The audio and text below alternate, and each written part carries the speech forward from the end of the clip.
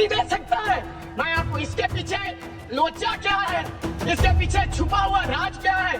1947 में जब बंटवारा हुआ था, 47 से लेकर 1954 तक सारी प्रॉपर्टी गवर्नमेंट के नाम हो गई थी। उसके बाद 1954 में एक्ट बना, तो वो एक्ट में सर्वे हुआ 1961 टू 1970। सर्वे किसने किया?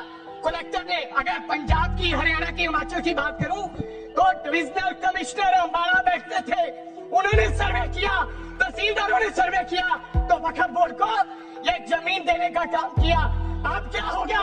जैसे राहुल गांधी कर्नाटक में भाषण देते हैं, गुजरात में मुकदमा दर्ज होता है, सजा हो गई।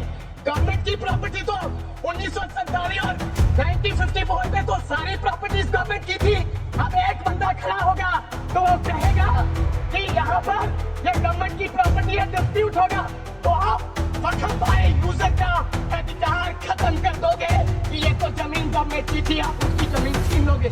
फिर आपने कहा लिमिटेशन एक्ट की बात कर रहे हैं आप, और किसी धार्मिक स्थानों पर तो लिमिटेशन एक्ट लागू नहीं होता, इनके ऊपर क्यों?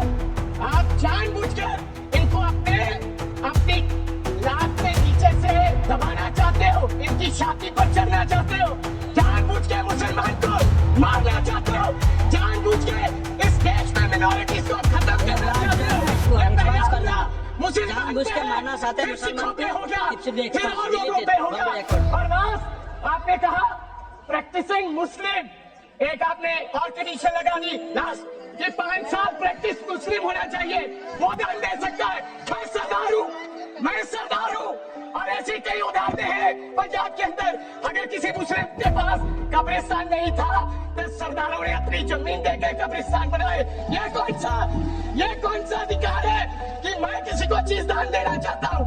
और इसको कौन बताएगा? रिजू साहब ये बताएंगे कि ये प्रैक्टिसिंग मुस्लिम है या नहीं है? ये सरासर